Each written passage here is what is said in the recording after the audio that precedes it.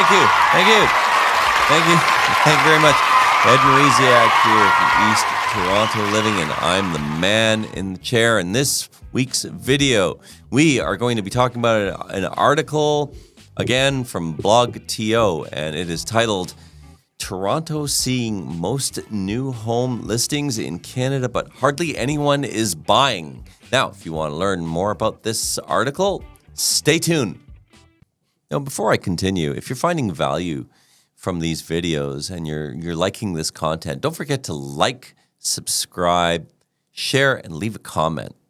I love comments in particular because I get ideas from the comments, and I love addressing the issues and the questions.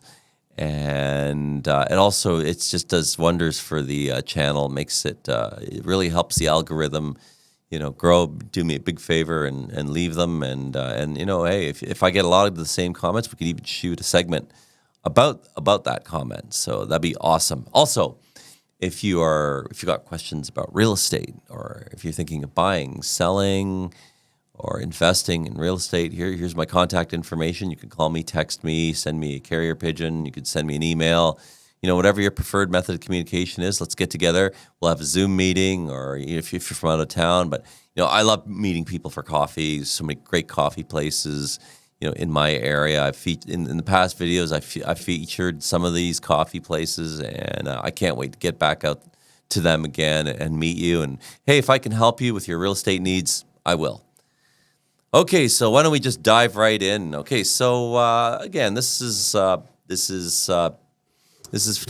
reporting is from Blog T. Whoops, this reporting is from Blog TO, and I'll leave a link here so that you can read the article in full detail. But the title is Toronto Seeing Most New Home Listings in Canada, but Hardly Anyone is Buying. So yeah, that's a pretty grim title, to say the least.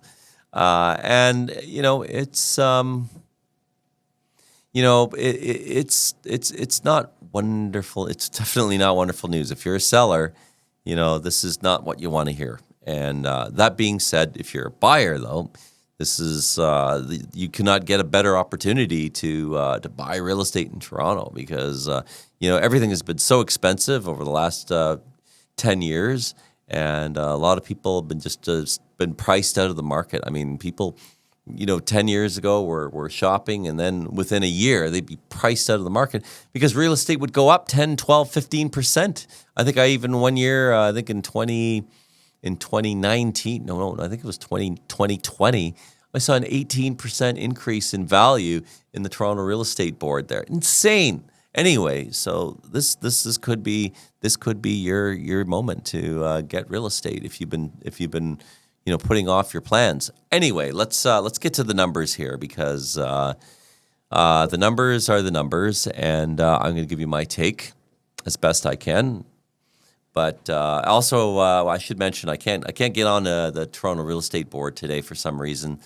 It's down, the site's down, or whatever. But I've got these numbers here from Blog TO. They typically, I like Blog TO. They tend not to be over sensationalized, and then the numbers that tend to be, the numbers are the numbers. And certainly, if you find that some of this is inaccurate, by all means leave a comment. I don't want to be spreading misinformation. That's not what this is all about. I'll interpret the news, and I'll interpret the numbers as best I can, but if there's anything inaccurate here, please, call me out on it. Definitely, I don't want to be misleading anybody. That's not what I'm here to do. But okay, so firstly, we've got 20,000 homes for sale in the GTA. So that's a 48.6% uptick in new listings. Ouch. And there's a 70% increase in active listings, year over year. So last year there was 70% less property for sale. So So basically, a lot of sellers have been experiencing, yeah, crickets. That's what it's been like if you've been if you had a home for sale, and we've been pretty much not seeing a lot of activity. Now that being said, though, if you price a property properly, really low, and and it shows well, you could better your chances. But that's another discussion. But at present, the transactions, year over year, they have fallen 7.9%, almost 8%. So there's almost 8% fewer transactions happening. Now it was looking really good there. We had between December 2024 and January 2025, we had a 10% increase in sales, and that was looking very optimistic. We were looking at a real nice rebound, and all the indicators were pointing to a really hot spring. But I think with what what's been happening is, well, we have a new president in the United States who have imposed these tariffs, and whether you like Premier Trump or not, these tariffs are not going to do anybody any good, on both sides of the border, particularly Canada, and specifically Toronto. We are going to plunge into a recession according to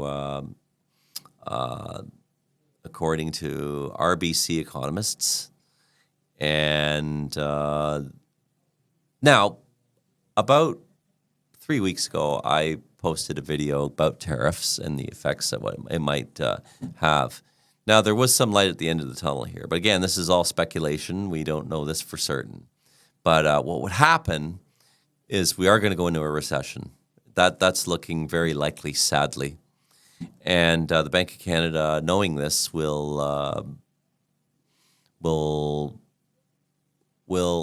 lower interest rates to encourage more buying. And I heard as much as 1.5% decrease in rates, which would be really amazing. And in an attempt to stimulate the economy. Now, we haven't seen this yet, and this is all talk at the moment. Now, I'll believe it when I see it, because that would be really good news. But certainly, we definitely don't need a recession right now. I think we were sort of teetering on that for the last year, with inflation being what it was, and with what's been happening in the real estate market for the last couple years, with what bank rates have been, and so we probably don't really need this lovely pessimistic news. And I always like to be the optimist, and I always like to try to see some light at the end of the tunnel. Again, it's not looking great unless you're a buyer. But speaking of opportunity here, now the fact that there are 20,000 homes for sale in the GTA. That does present a big opportunity, because this has been the most listings we've seen since 2009. Now, if you remember 2009, that was the financial crisis in the U.S., and we actually did have that's when I actually got into real estate as a real estate sales person. But there was about six months where not a lot was moving on account of the financial crisis that was happening in the U.S. And but that's pretty amazing that we're in such a spot that that the inventory is that we've got such a glut of inventory, not seen since 2009. So RBC notes that there was a 10% increase, as I mentioned earlier, between December 24 and January 2025, and a lot of sellers were also anticipating an increase, that we would have a strong rebound in the spring, and I'm still I'm somewhat optimistic. Well, we're already in the spring market. It's now March 5th, and after the March break, that's when the spring market explodes. And typically, the spring is always when we have the highest number of sales, and that's just how the sales cycle goes. Spring is the busiest, and for good reason. People, number one, people aren't shopping for real estate as much as they would be in December, especially in this weather climate. We can't even park your car. And if you do, you got to park it halfway across town just to get to the house that you want to see, because the snowbanks are so high and large. You can't. There's no parking because there's massive snowbanks in the way. But now that all that is melting away, and we typically have. Families, they don't want to move. They don't want to. They put the house up for sale in the spring because it's the best time, and they close in, say, June or July, and that way, that's when most people don't want to move in the wintertime, which I don't blame them. Yeah, but if you have to, you have to. But at any rate, most people won't, and that's fair. And also, the kids are settled, and then they start the school year in September, so they're able to finish their year, sell the house, finish their year in school, and then go to the new school in the following year. So that's the sales cycle, and we always see more sales happening in March and April, and that's typically how it goes. But most folks already know that. But so, I mean, the long and the short is that we're in for a rough ride here, from what I can tell. But definitely, if you're looking to buy, I mean, this probably is a really good chance for you to pick up some real estate. Because certainly, I remember a couple years ago we had folks that were looking 10 years ago, and then they were looking for 6 months, whatever. But then next thing you know, within 6 months to a year, real estate would go up in value 10% in 1 year, and they'd be priced out of the market. I remember, I think it was 2020 or 2021, real estate went up 18%. Can you imagine if you started at the beginning of 2020 looking for real estate?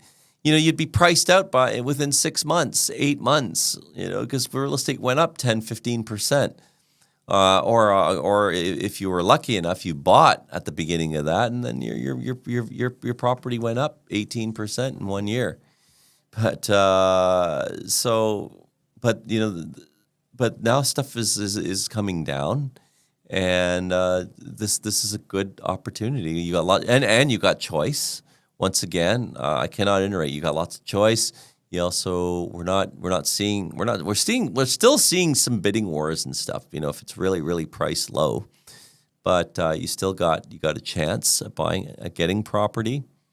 And you also you could put conditions on financing, whatever you need to do. You could take a little bit more time to collect your thoughts and making your purchasing decisions. But I mean, you don't want to be taking too much time, of course, because you never know if it's a property that's well priced and it's a good property. There's going to be some competition, But and we're still seeing some of that. But again, I cannot iterate. I cannot emphasize enough that if you're serious about getting real estate, this is probably the time to seriously consider picking up some Toronto real estate right now. If that's where you want to move to. That's I think that's about it for this week. Don't forget, if you like this content, if it's useful for you, don't forget to like, subscribe, share, and leave a comment. And also, if you have any more questions about real estate, you are looking to buy or sell or invest, I can be reached right here. Here's my contact information. And we could book a Zoom meeting if you're from out of town, or I'd love meeting people for coffee. And let's meet for coffee. And if I can help you, I will. Don't forget. Oh, you don't forget. I every Thursday at 5 o'clock, I put out a new video, and starting Saturday at 7 o'clock in the morning, I'm going to a twice a week format. I apologize for last week. I didn't post the Saturday video. I was so sick, ladies and gentlemen, folks. I was just so ill. I couldn't do another video. I barely squeezed out of the one last week, and luckily I just got sick on that day that I shot, and then the next few days I was so ill. So I apologize for that. But yes, starting this week, we are going to twice a week format. So once again, thank you so much, and I'm very grateful. And let's see you all next week. And I can't wait. Hopefully, we'll get some good news, better news, and let's get into your home of your dreams. And bye for now.